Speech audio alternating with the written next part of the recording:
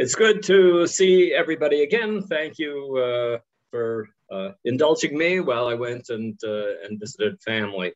The topic that I wanted to examine today is the strange story of the Eglah Arufa, the heifer whose neck is broken in a ceremony.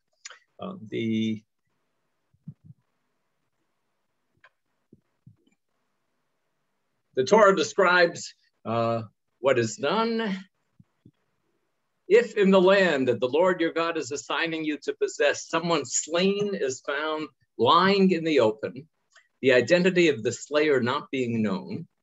Your elders and magistrates shall go out and measure the distances from the corpse to the nearby towns. The elders of the town nearest to the corpse shall then take a heifer, which has never been worked, which is never pulled in a yoke, and the elders of that town shall bring the heifer down to an ever-flowing wadi, which is not tilled or sown. Remember? There in the wadi, they shall break the heifer's neck.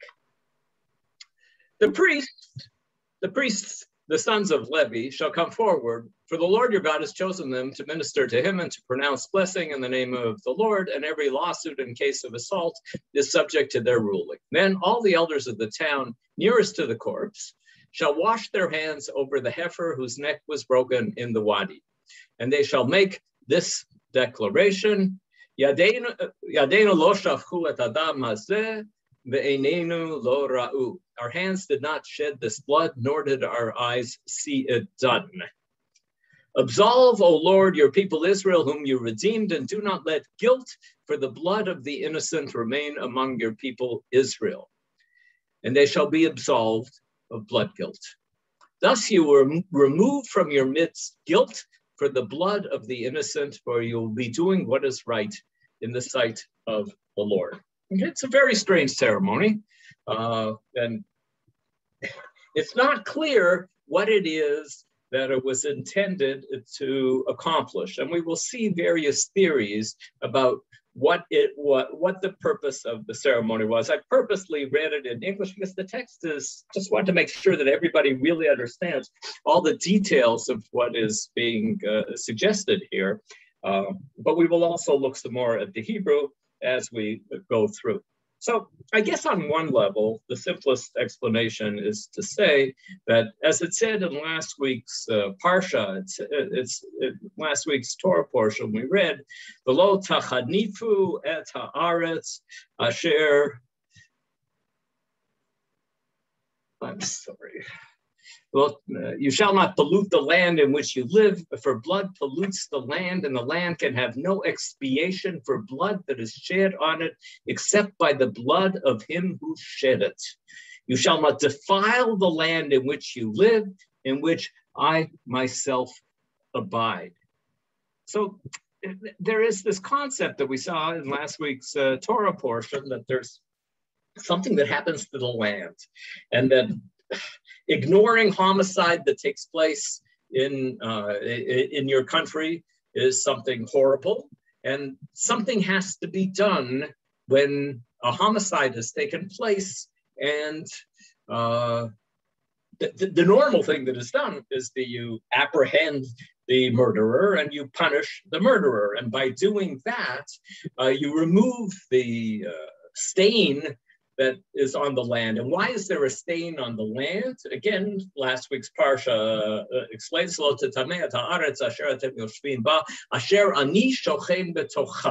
because God is there in the land, because there's this strong connection between God and the land.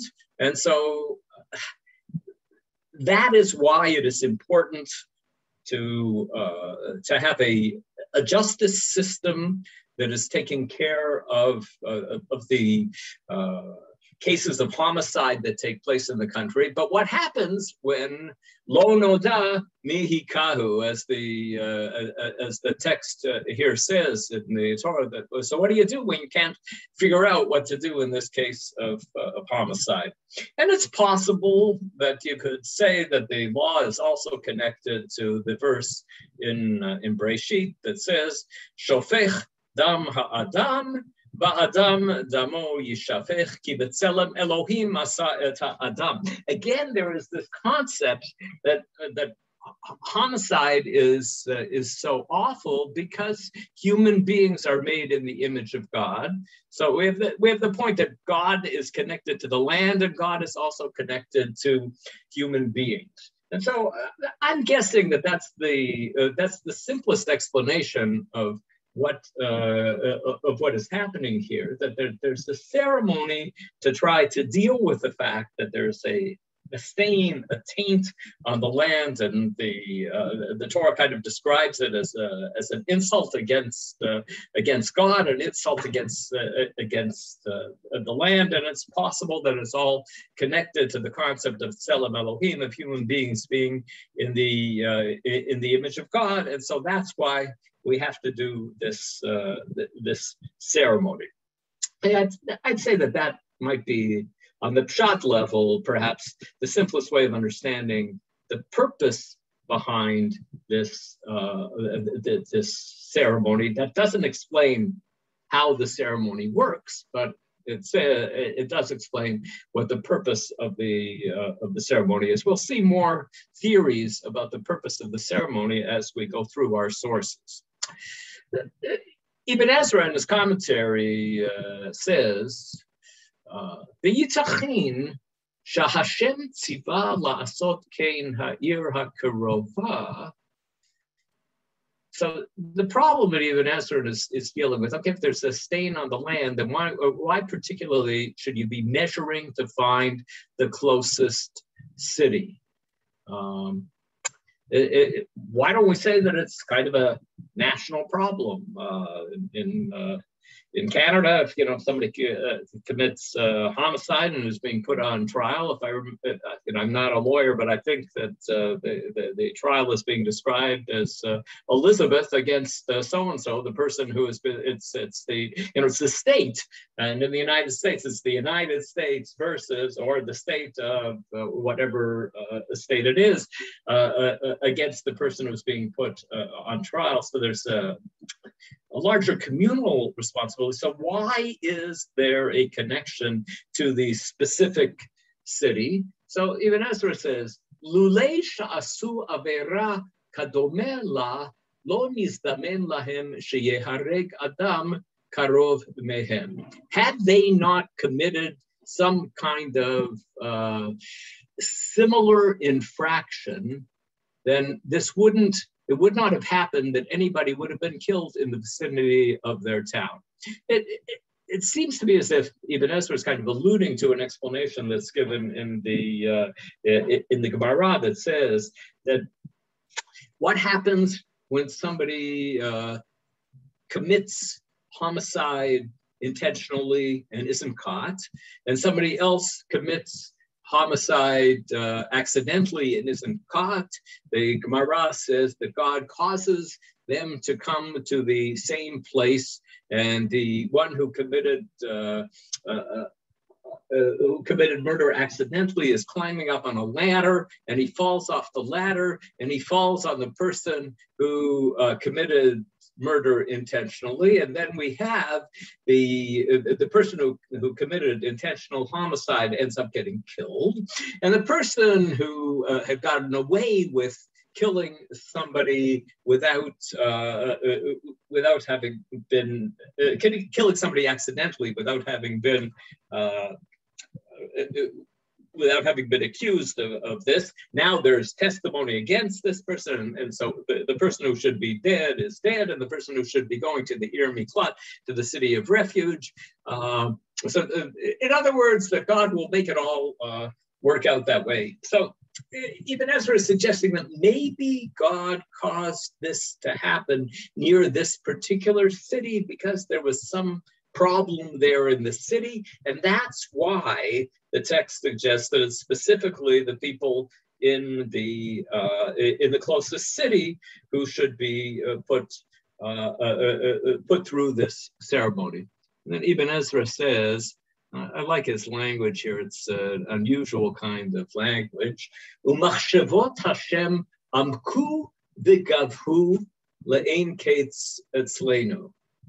For us, God's thoughts are infinitely deep and lofty. You know, you might argue that amok and gavoa are actually the opposite of each other. So which one is it? Are they extremely deep or are they extremely lofty? But either way, either being deep or being lofty, there's something that human beings can't understand. So we say, you know, I guess in the bottom line, he's saying, I don't know why we have this ceremony here. I don't know how this ceremony works, but it must be that something wrong took place in the town that was nearby.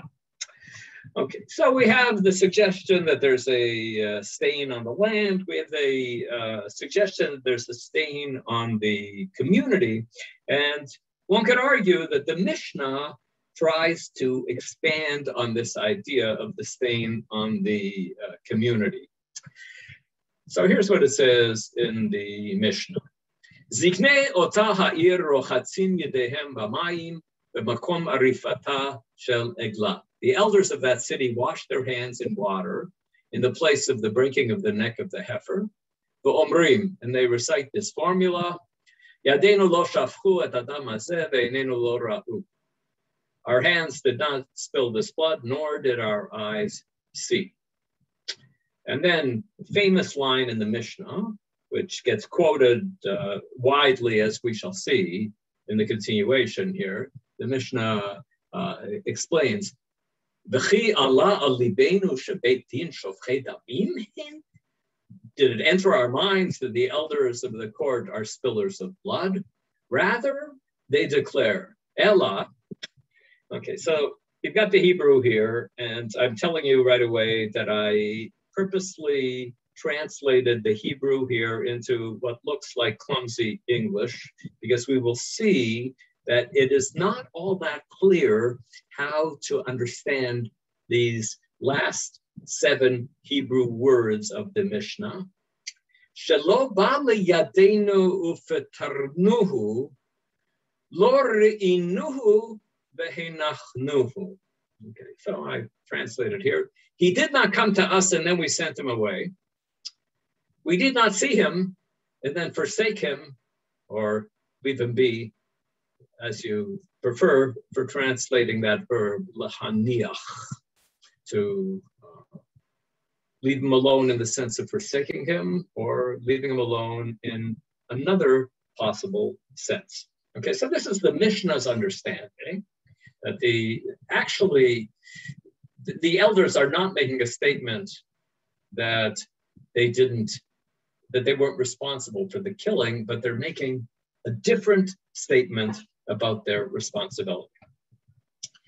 In the Yerushalmi, in the Jerusalem Talmud, there are 2 explanations given for that line in the Mishnah. Again, that line in the Mishnah, Shelo ba liyadenu fetarnuhu lo reinuhu vehenachnuhu.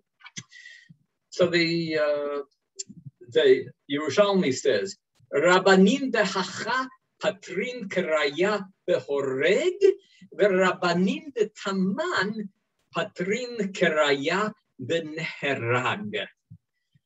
The rabbis over here, meaning here in Israel, this is the Talmud Yerushalmi, the Jerusalem Talmud, the rabbis here in Israel explain the karya. Now, karya would normally mean the verse, or perhaps the verses. I think that here it might mean the declaration, and it's this declaration here. He did not come to us, and then we sent him away. We did not see him, and then forsake him, or leave him be. So who is this referring to? The rabbis here in Israel explain that this declaration is referring to the murderer, the horeg. The rabbis there in Babylonia explain it as referring to the victim. Who are they talking about? Lo ba liyadenu ufetarnuhu. And then the Yerushalmi explains further. Rabbanim dehacha patrin keraya behoreg. The rabbis here explain that this declaration is referring to the murderer. Shelo ba'al yadenu ufetarnuhu velo haragnuhu velo reinuhu vehenachnuhu veimnamnu al dino. It is not the case that he came to us and then we sent him away without putting him on trial, finding him guilty, and executing him, nor that we saw him and then let him be by muddling his trial. We didn't mess up the trial. It isn't that we caught the murderer, but that's the declaration that they're making when they say, Lo re'inuhu lo ba liyadenu ftarnuhu, lo re'inuhu vehenachnuhu. They're publicly declaring that they did what they could. It's not because they haven't searched for the murderer. They've searched for the murderer and they haven't found the murderer. And that's what they're saying. It's not that they're saying we haven't spilled this blood. What they are saying is we haven't let the spilling of this blood go unpunished. And that's what Loba, he did not come to us. And then we sent him away. That's a reference to the murderer. But the Taman, but the rabbis there in Babylonia, it's very nice that the rabbis in Eretz Yisrael know about that the fact that there are two different interpretations of that line in the Mishnah. So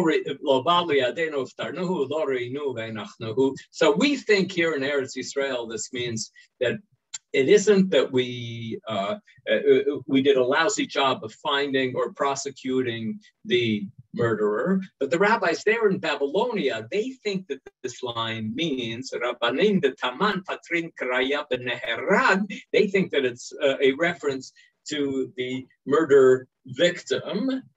Lo ba'al yadenu ufetarnuhu belo halvaya, belo reinuhu vehenachnuhu belo parnasa. It is not the case that he came to us and then we sent him away without accompaniment, nor that we saw him and left him without parnasa, support, meaning presumably food, that they're saying we don't have any guilt on us for not taking care of this person who was here. So we have two really different understandings of how the Mishnah is understanding what's happening here. One understanding is that the elders of the city have to be able to make the declaration, we've done everything possible to put the murderer on trial and we've just failed because you can't always find a murderer and successfully put him on trial. And the second explanation is this person died, but we don't have any responsibility on us for his death. It's not as if he came here. So it's as if the Rabbanim Taman, those rabbis there in Babylonia, seem to be explaining here that the person who got killed was a needy person who came here to town. And when he came here to town, we didn't say, sorry, we don't have anything to do for you. There's nothing that we can do on your, and we didn't send him off into the dangerous zones outside of the town. And remember that this person who was killed here was killed outside of the town. It wasn't killed in a town. So you're measuring to, so presumably the area between cities is more dangerous than the area inside of cities because there's no clear police force that would be policing the area here. So the people in the town have to say, this person was not out wandering between cities because we failed to take care of the person. And so that's what the Yerushalmi says about the difference between their understanding, the understanding in Eretz Yisrael of this rule, and the understanding in Babylonia. But now we see in the Bavli itself, in the Babylonian Talmud, that is the case. That's how the Babylonian rabbis explain what the problem is. V'amar Rabbi Yoshua ben Levi, ein egla arufa ba'a ela bishvil tzarei ha'ayin. Rabbi Yoshua ben Levi says the Eglah Arufah is brought only because of stingy people. what does the meaning of that? שנאמר, וענו ואמרו ידינו לא שפכו את הדם הזה וכי על ליבנו אל תשת זקני בית דין שופטי דמים, אלא לא בא לידינו ופטרנוהו ולא ראינוהו והנחנוהו. Did we actually think that the elders have to make a declaration that they weren't the murderers? No, of course not. Never entered our minds that way. That the elders are declaring this statement, this declaration that we found in the Mishnah. It was not the case that he came to us and then we sent him away without food, nor that we saw him and we let him leave the city without accompaniment. That's not what you do when a poor person comes to town. You give them accompaniment. You try to take care of them, and so we see that what the Yerushalmi reports is correct. So this is the understanding. Now, what I think is really interesting about this Babylonian understanding, I don't know why it's specifically the Babylonian understanding, but what I think is very interesting about it is it seems to have taken a text that is talking about murder. Lo noda mi hikahu. We don't know who it was who killed the person, that there's a murder that has taken place. And it looks as if it's turning it into a text about communal responsibility to take care of poor people.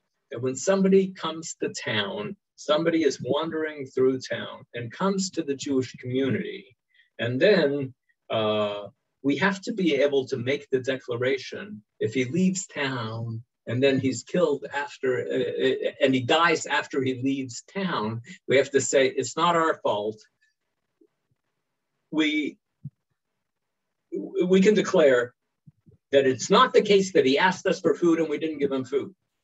It's not the case that he came here and we sent him, we showed him where the highway is, the 401 is over there, that's how you get out of town, and we didn't accompany him on the way out of town. So it's turning it into a cautionary tale, into a lesson about the responsibility of the community to take care of people who require assistance.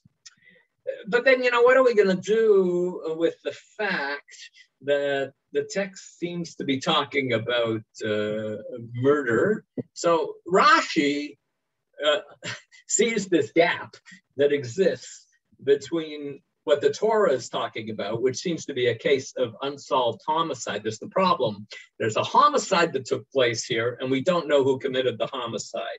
And this previous understanding here is that, it's about stingy people. The problem is there could be a Jewish community that doesn't want to be helping needy people, and we have to be able to make the declaration, it is not the case that we neglected this needy person. It's not the case that we were stingy. We did whatever is necessary to do in order to take care of a needy person. So Rashi tries to make a compromise between these two positions. Rashi says, "Ufatarnuhu belo misonot." We let him go without giving him food. Klomar. So Rashi reconstructs a whole story here about how this guy died. Klomar limzonot hutzrach. In other words, this person needed food. V'lo hayalo.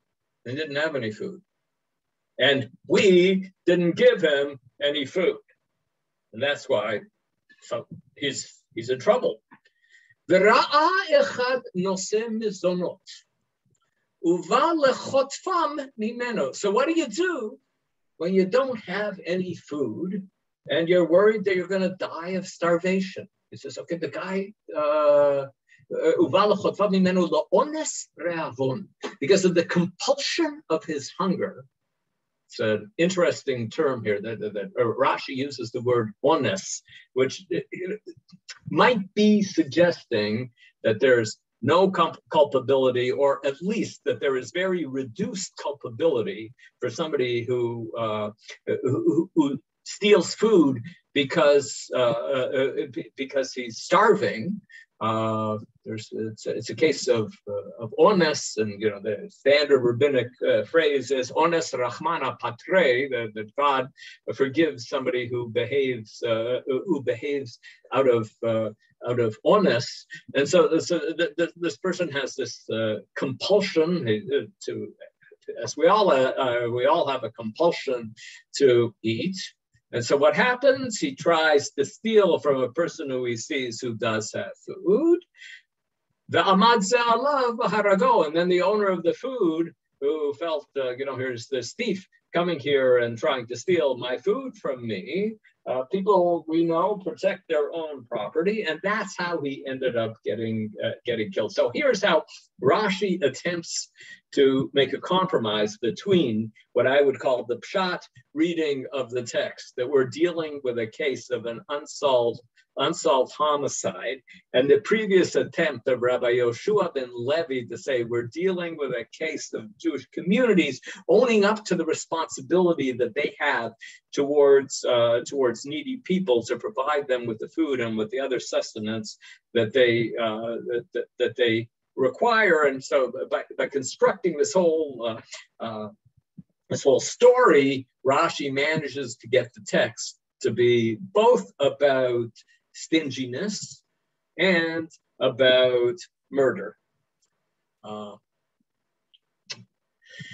Rashi makes a further point about what's happening here. It looks like a technical point, but I'm going to argue that it's more than a technical point. So that was Rashi, actually, just to point out, that was Rashi in his commentary on the Gemara, but now we look at Rashi in his commentary on the Torah. Yadeinu lo shavchu, v'chi alta alev sheziknei beit din shokei damim hem elo lo reinu v'tarnuhu b'lo v'sonot v'lo leviyah. Our hands did not spill it, enter our minds that the elders of the court are spillers of blood. Rather, it was not the case that he came to us and then we sent him away without food, nor that we saw him and left him without accompaniment. The hakohanim omrim kaper la'amcha Yisrael, and then the priests say kaper la'amcha Yisrael. Notice in the first paragraph, Rashi is talking about ziknei beit din, and in the second paragraph, he's talking about Kohanim, the priests, and then he says, "V'nikaper lahem adam hakatuv mevasram shemisha asu came yechupar lahem ha'avon." And so Rashi is trying to solve an interesting textual problem that's going on here. We go back to the biblical text. In the land the Lord your God has given to you, somebody's slain, we don't know who killed him. Then it says, in blue, your elders and your magistrates should go out. And then again it says in blue, the elders of the town nearest to the corpse shall then take a heifer, yatzu zikenecha v'shoftecha, boridu ziknei ha'ir hahi. And then suddenly, so that was in the first four verses here. We're talking about the Zakenim, and then we get to verse 5, and then we have a new group of actors there. V'nikshua kohanim b'nei Levi, kivam bachar Hashem elokecha l'sharto u'levarech b'shem Hashem v'al pihem yeh kol reed v'chol naga. Okay, so we had the elders there, the Ziknei ha'ir, and the Shoftim also, and now we have the Kohanim, the priests, the sons of Levi, shall come forward. What do? It doesn't say what they do in verse 5. They'll just come there because every lawsuit and every case of assault is subject to their ruling. And then we go back to Ziknei ha'ir ha'ir. V'chol ziknei ha'ir ha'ir akrovim el ha'chalal yirchatzu et yedehem al ha'edla ha'arufa b'nachal. And then we go back to the elders, and the elders wash their hands. Ve'anu ve'amru, and they shall make this declaration. So who is making this declaration? Yadeinu lo shavchu et adam hazeh ve'einenu lo ra'u. And who is speaking in verse 8? Kaper la'amcha Yisrael asher padita Hashem v'al titen dam naki bekerev amcha Yisrael. Is it the same people speaking in verse 7 and verse 8? Or two different groups? And then Rashi's final comment here is on the words, the nikaper lahem hadam, that's the narrator speaking. Hakatuv mevasran, as Rashi said in the last paragraph here, hakatuv mevasram shemesha asu ken yechupar lahem ha'avon. Of course, there are no quotation marks in the Hebrew. If you look on the English side, we have quotation marks around, our hands did not shed this blood, nor did our eyes see it. Absolve, O Lord, your people Israel, and do not let the guilt remain upon your people Israel. End of quotation. But that's an interpretation, and it's Rashi's interpretation, and I think it's a very reasonable interpretation to say that those last three words are, as Rashi put it, akatuv mevasram. Here's the narrator coming in and saying, yes, this will work. And Rashi just says here in the first paragraph that it's the Ziknei Beit Din speaking. Did it cross our mind that it's Ziknei Beit Din? And they say, no, the Ziknei Beit Din are saying, Lo ri'inuhu u'tarnuhu. And then HaKohanim omrim, Kaper la'amcha Yisrael. And the priests say, so we have Rashi, I think, coming up with an ingenious solution to the problem of why there are two groups here, because there are two things going on in this ceremony. There is a statement here, we do not take responsibility for this homicide. We bear no responsibility, direct or indirect, for this homicide. It isn't as if we neglected the person who got killed, and so that you need the kind of, if you'll pardon the expression, the secular authorities in town to make that declaration. And then verse 8 says, "Kaper la'amcha Yisrael asher padita Hashem." So who's in charge of kapara? Who's in charge of absolving from guilt? The priests are generally doing that. And so, according to Rashi's understanding, which I think is a fine understanding of this text here, there are like two ceremonies going on at the same time. There is a ceremony where the civic authorities, one might say, are saying, we don't bear any responsibility for what happened here.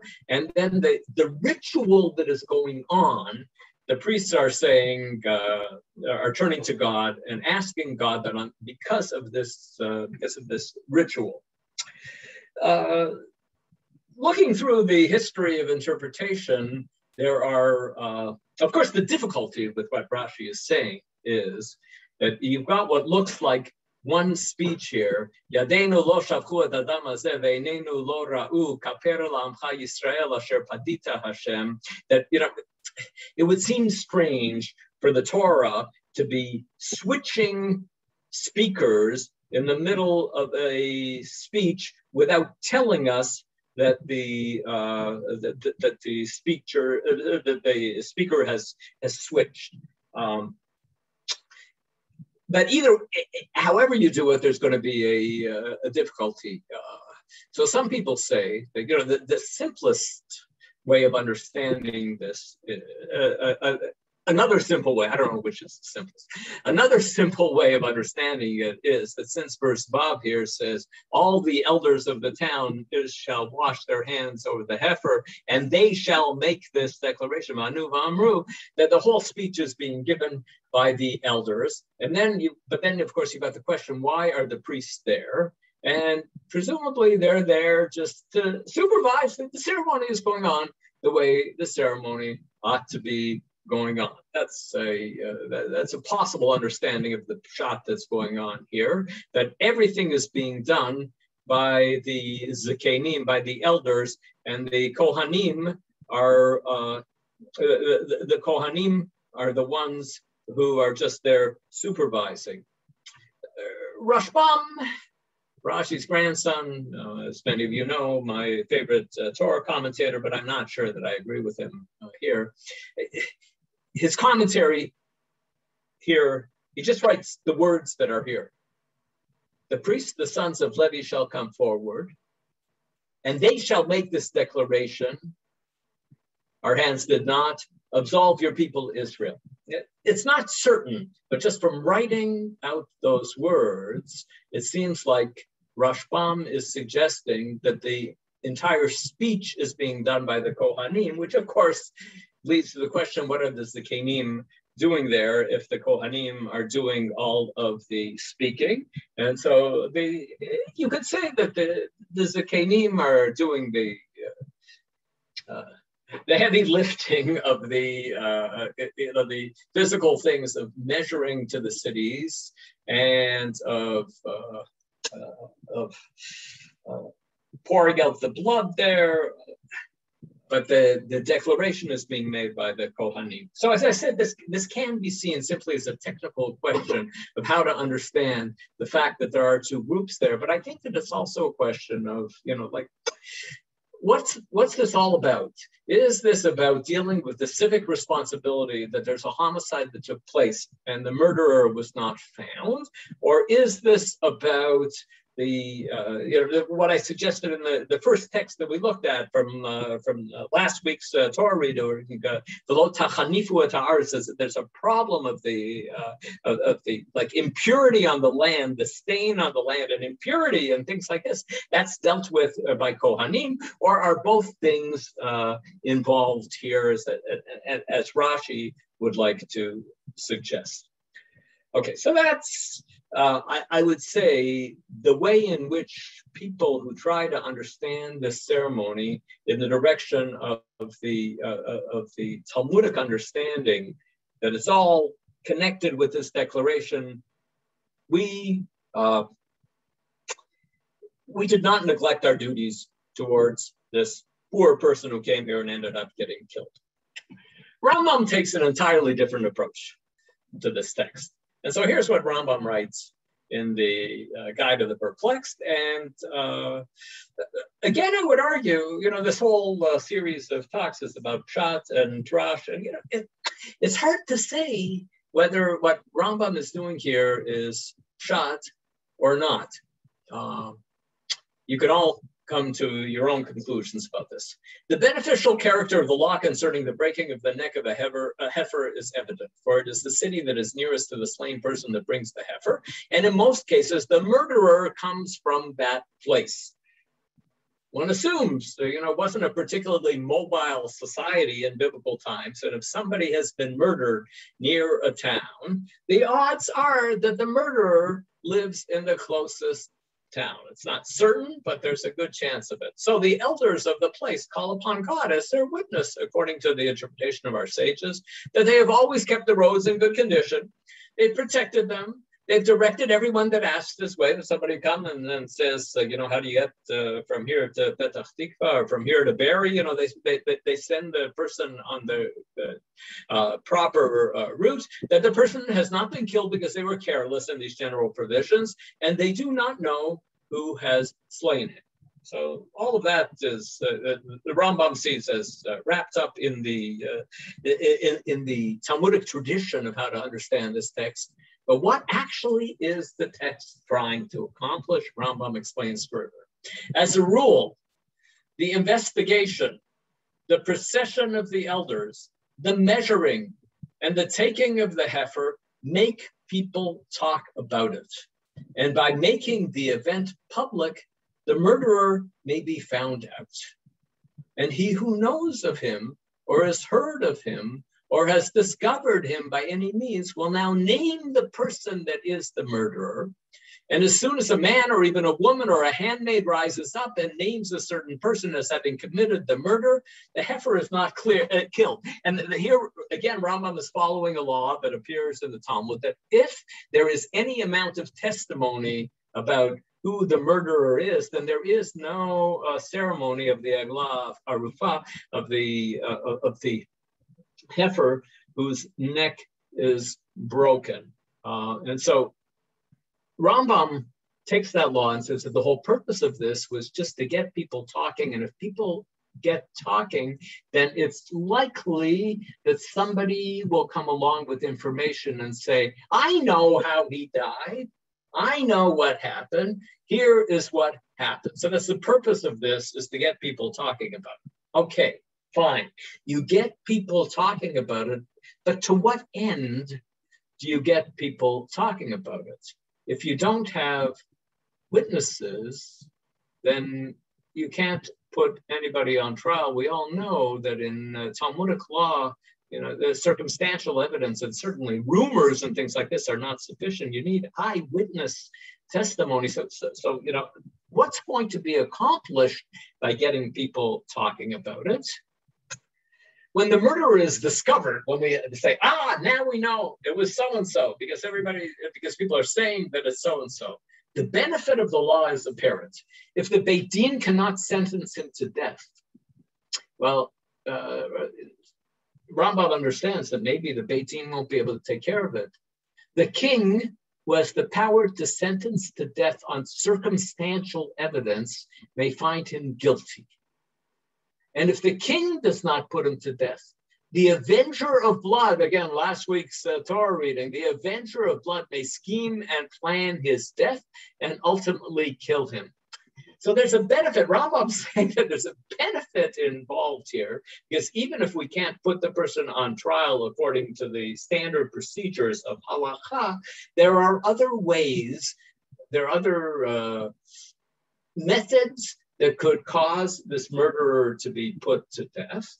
It could happen because the secular authorities in the country, the king in the country, is he referring to a Jewish king, or is he referring to a king when Jews are living in the diaspora? I think he's probably referring to both of them. They both are possibilities. And he also says that the avenger of blood serves a purpose in society, because the avenger of blood may kill a murderer without there being strong testimony about the murderer. If you're uncomfortable with this, just wait. We're going to see another opinion. But this is Rambam's idea.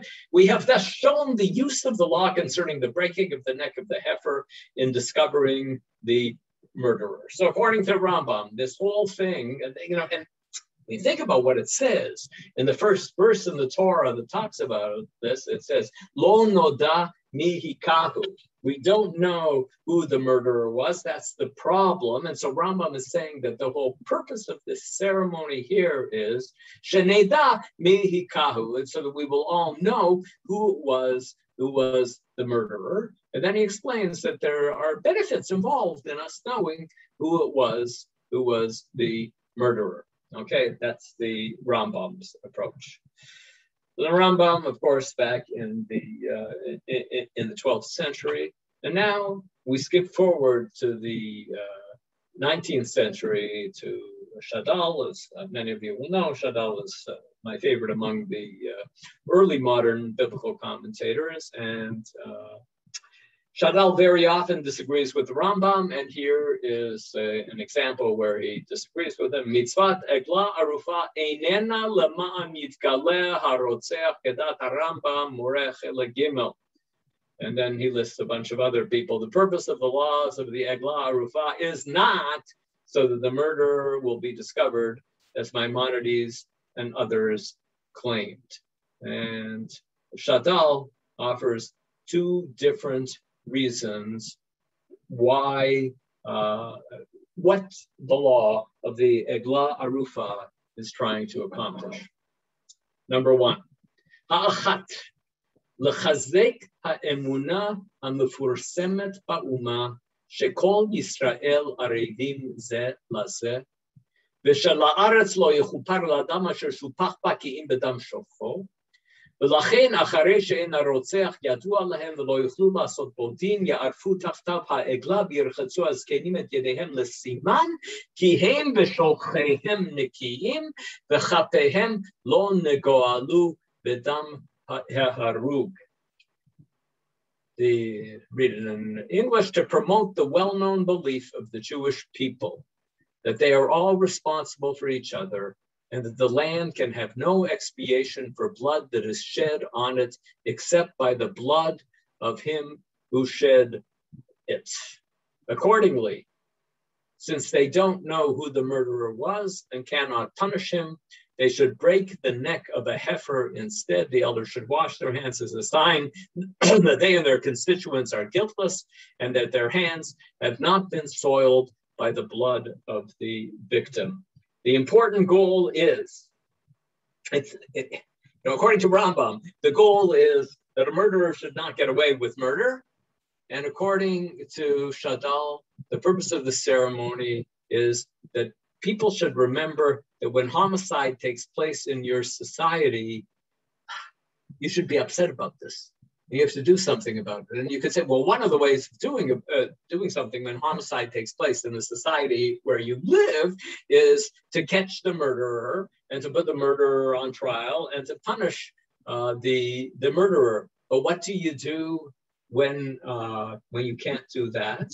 There is this feeling, that when you read in the newspaper, that a murder took place where you're living and it hasn't been solved, there is this feeling, or there should be, I guess Shadal is saying, this feeling that there's something wrong in our society, that something like this is happening, and that we are responsible for each other. We can't just say, oh, there's a bad person who committed murder, and so we have to do something. We, meaning the community, have to do something, and we do it through our leaders, through the Zakenim. So that's point number one, according to Shadal of the ceremony. V'hashenit, כדי שבתוקף אמונתם בעונש המגיע לארץ בשביל הדם אשר שופך בה, לא יבואו להרוג נקי שיהיה נחשד על הרציחה ההיא, וזולת ראיה גמורה ועדות ברורה. And here Shadal is saying, I think, the precise opposite of what Rambam is saying. There's a concern. Since we all are concerned about homicide, we all think that homicide is a terrible thing. It's a blight on society. If murder is taking place in our society, then we might be tempted to lower the threshold of what constitutes proof of murder.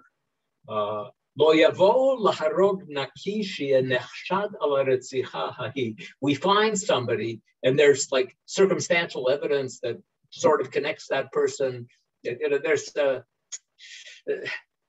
There's reason to think that that person could have been the murderer, but we don't have any certainty about it. So Shadal says the purpose of the ceremony, I hope you're all seeing that this is the opposite of what Rambam said. The purpose of the ceremony for Rambam was to get those chashadot out there, because once we get those chashadot out there, we'll get those suspicions out there, the suspicion might fall on the right person, and then there's all sorts of ways where where we could act on that suspicion, and we could end up either the civil authorities or the blood avenger will end up killing the person.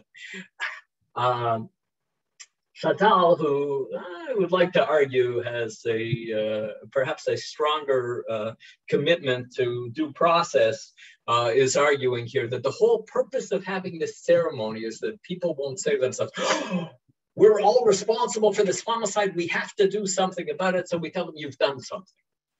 You went through the ceremony, okay, so it's true that you can't find who the murderer is, but you have done something.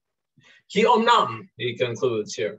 Af al pi she'odim hayu she'en kol ha'am arevim al maker re'ehu basater. Now, of course, I think Shadal is alluding here when he says the phrase maker re'ehu basater. That appears in the Tochacha in Deuteronomy and Pshat Kitavo, in the list of arurim. One of the arurim is arur maker re'ehu basater, that curse is invoked on somebody who commits homicide in a place where there aren't any witnesses, and so that teaches us that God does not expect us to, as Rashbam and Ibn Ezra all point out there in the list there of Arurim, those are things that, the entire list there of Arurim is things that the courts of law are not going to be able to punish, and so that's why we call down the curse of God on somebody who does something like this. That's only the homicides that never get discovered. But in a case where we know that there has been a homicide, we might think we might think that the community, once they find a murder victim, that he said the whole purpose was that people should feel responsibility for each other, but we're worried that people might take that too far. And so this ceremony, it gets across the idea that we have responsibility, but it also gets across the idea that we have fulfilled our responsibility by going through this ceremony. And it is not, it is not necessary to go trying to find flimsy evidence and use that against the murderer.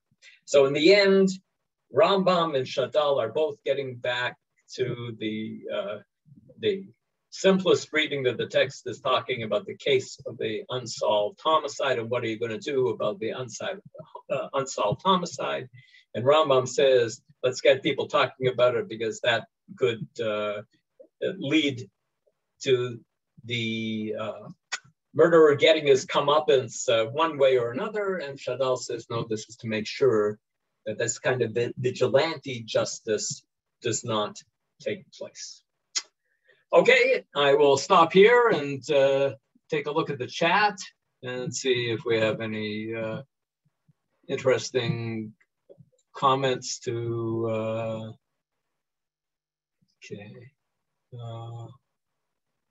Amok is serious. Okay, good. Yes, I agree. Lo re'inuhu. Interesting that they don't talk in terms of prevention, only in terms of post-murder rabbinical behavior. So it's true that in the Mishnah, you're right, Ellen, for pointing that out, but we see later on that the Rambam does talk in terms of prevention. The Rambam talked about we took care of the roads properly. We did what is the responsible thing to do.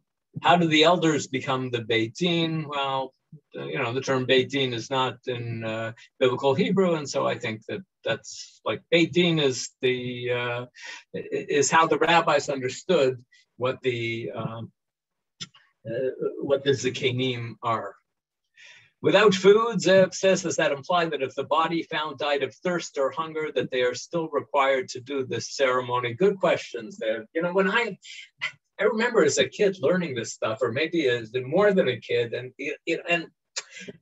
I think correctly the message of the responsibility of the community to take care of poor people and to provide them with food, that kind of sunk into my mind as the simple understanding of the text, and we saw how Rashi had to stand on his head to connect it to murder and say, well, actually he was hungry and then he had to steal, and because he stole, he got killed. But I think, in my mind, I used to think about this all the time as what happens when the community doesn't take care of poor people. And that's a fine lesson for all of us to learn, that the community has to take care of poor people. But it's hard to read that into the text itself, which reads, Lo noda mi hikahu, that it's a case of homicide. iPad says, so the assumption is that the dead person went out of the city to the forest to forage for food or hunt wild animals. Yes, that could very well be the understanding that the rabbis had. Susan says, so no rich person is ever murdered. we happen to know that that is not the case, that sometimes rich people do get murdered, and sometimes when rich people get murdered, Torontonians who are listening here will know that sometimes when rich people get murdered, they never do find out who murdered them. Also, I know we throw a lot on animals to carry our sins, but the poor innocent heifer is again killed in a horrible way, which goes against our idea of being kind to animals. I'm with you, Susan. It's shocking, and that's so Rambam's argument. They did something really shocking, and why did they do something really shocking? Is to get people talking, because getting people talking is the best way of moving forward with this mess. iPad again. The assumption, or maybe a different iPad, the assumption that the dead person makes it all the sadder, if not for money or goods, that he was killed, then for what? Spite, anger, just because it adds insult to the fatal injury. This may be a response, kind of response to Rashi, who's kind of putting the blame on this dead person for trying to steal in order to stay alive. Ellen says, although Rambam in Sefer Mitzvot says that it's better for 1,000 guilty to go free than to put an innocent person to death because of the verse, V'nakiv et tzadik lo taharog. Very good point, Ellen. But here he thinks that that murder, putting somebody on trial for murder on flimsy evidence, is something that Rambam is willing to say. Somebody wrote directly to me, so I won't say his or her name. So Shadal is saying that the community may punish the wrong person in their feeling of community responsibility. Right on. That is what Shadal is saying, that we want to develop the sense of communal responsibility, but we know the dangers of the sense of communal responsibility, that you could end up saying, okay, if we've got responsibility, we better end up killing somebody here for this murder, even if we've got flimsy evidence. Robert Friedman says, according to Shadal, why do the town elders and Kohanim take the lead? I don't think he addresses that question. I get, the Kohanim are kind of making the declaration, maybe in Shadal's understanding, that, okay, you, the community, feel that there's this stain on you, the stain is gone, because of the concern that people might become vigilantes. When I go to Sefaria, select the text and then go to commentary on that text, Rashi appears only Hebrew. Is there a way to see the English with it? Jennifer asks everyone, and I say, I'm not sure in Sefaria, but I know that in the Mikraot Gedolot of alatorah.org, you can see the Rashi in Hebrew and in English. Maybe someone else knows about Sefaria. In Sefaria too, you can do Sefaria English. Okay. They don't have everything translated to English, but whatever they have in English, you can do the Aleph Beit or just the Aleph or the, right. The A or the Aleph, yes. Right. Morris Moskovich asked, did the New Testament story of Pontius Pilate washing its hands intentionally borrow from the story and ironically blame the Jewish community? I was thinking along very similar lines. Morris, I can't tell you whether we're right, but I think that maybe we are right about this. Is the heifer a substitute for the murderer they couldn't find similar to a korban? Ramban, I didn't give you Ramban's commentary here, but he really does understand that there is something korban-like going on here, but that would have taken us off in a different direction. Regarding Zev's comment, depends on the meaning of halal. Okay. Ellen says she's had the same thought as Morris M, and so did I. Is Rashi putting a little too much faith in the community's intent rather than acknowledging sometimes lesser motives? Maybe. Okay. And I think that takes us to the end. And I will see you all next week. I look forward to seeing you next week, and that we will have the last in our series of 10 sessions about Pshat and Midrash and the meaning of the biblical text. And everyone should have a good and meaningful fast. And again, I will give a commercial for the wonderful program that was put together by Rabbi Kelman for Tisha B'Av. Thank you. I'll second that motion. That's 11 a.m. till through 7:15 p.m. straight on Tisha B'Av afternoon Eastern time. So sent out the information. It's on the website. We look forward to learning with you. And they have now an hour break. And Simi Peters, please God, at 1 p.m. will be on Sefer Yirmiyahu. And this evening, of course, Dr. Sokolow continues his weekly series on the Haftarah of the week. And tomorrow morning we have another triple header. Shuli Mishkan at 11 a.m., her series on a tour of Israel, followed by Rabbi Jonathan Ziering, Shemitah as a lens into understanding the Torah. And tomorrow night's Parsha Shir at 8:30 will be given by Rachel Slutsky from Harvard University. And Friday morning, my Pirkei Avot Shir at 9:30. And then as Dr. Lockshin mentioned, of course, our all-day program on Tisha B'Av. Okay, and then Monday we'll have Rabbanit Shira Mervis at 11 a.m. I think she's doing the Ben Ish Chai this week, rabbis from the Islamic world, followed by Rabbi Alex Israel on his series on Rabbi Lord Jonathan Sachs. So that's the next week's schedule. Dr. Lockshin, it's impressive not only on Tisha B'Av, I think during the week too, if I'm allowed to say such. Okay. I mean, what we're talking about, I have to tooth my own a little bit. I agree with you entirely, but listen, Baruch Hashem, Tisha B'Av should be on people's minds now. They're probably right, 100%. There's lots of great Torah out there, and everybody. Kinat Sofrim Tarba Chachma, it's wonderful that there's so much available, and we try to provide, lots of Torah available. So we look forward to learning with you. Everybody have a wonderful day, and those who can make it, we'll see you at 1 o'clock for St. Peter's. I actually won't be there. I'm driving my kid to camp. I have to go to the U.S. border and drop him off. We can't cross the border. But anyways, that's. But please God, I'll be back for the class this evening for the Haftorah class. Okay, everybody, be well. Thank you. Bye bye. All the best. Bye-bye.